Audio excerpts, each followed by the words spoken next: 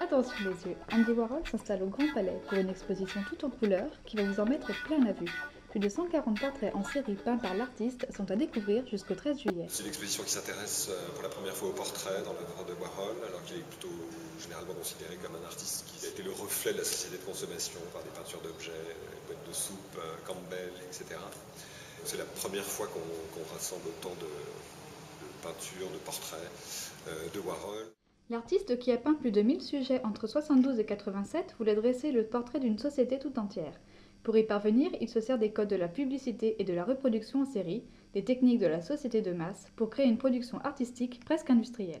La chose étonnante avec Warhol, c'est que c'est quelqu'un qui, en effet, développe de nouvelles techniques, a une inspiration en rupture par rapport à l'image traditionnelle de l'artiste. On voit bien que c'est quelqu'un qui se renouvelle en permanence, que ce soit dans la façon d'approcher les sujets, dans son usage de la couleur, etc. Andy Warhol va se servir d'une nouvelle technique pour se démarquer des autres artistes. Donc la sérigraphie est évidemment un outil formidable, semi-industriel, qui lui permet à la fois une rapidité d'exécution et qui lui permet surtout d'introduire une quantité de variation de l'image, une même image qu'il va répéter plusieurs fois. Il ne s'agit pas tant pour lui d'accumuler la même image que de la faire vibrer, de la faire bouger, de la déplacer.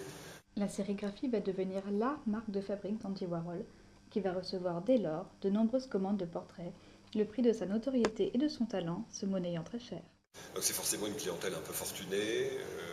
Il y a un certain nombre de stars, mais pas seulement. Et c'est ça qui est intéressant, c'est que Warhol a peint des stars comme Marilyn Monroe au début des années 60, il a peint ensuite dans les années 70-80 des acteurs dont il était parfois très proche, comme Stallone par exemple, ou Liza Minnelli.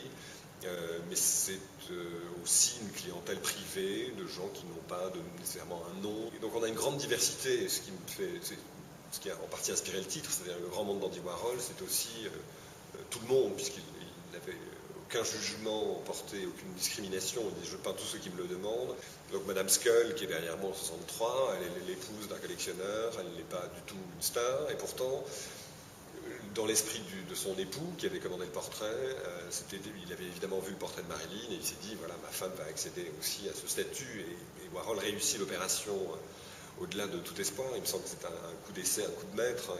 Andy Warhol ne se contente pas de portraiturer les célébrités, il va également peindre des portraits de têtes couronnées et d'hommes politiques comme Lénine ou Mao. La raison pour laquelle Warhol choisit de peindre Mao en 72, c'est que c'est à l'époque la personnalité la plus connue au monde. C'est aussi l'auteur du best-seller qui n'a probablement connu que peu de concurrents depuis, Le Petit Livre Rouge. C'est aussi un tyran sanguinaire, et Warhol s'intéresse à cette figure qui se veut séduisante et qui est en même temps, malgré tout, l'image d'un tyran sanguinaire. Donc Warhol est toujours intéressé par la duplicité, ou par les contradictions qui animent les personnages qu'il représente. Et voilà, le Mao a toutes les caractéristiques de l'ambiguïté à ses yeux.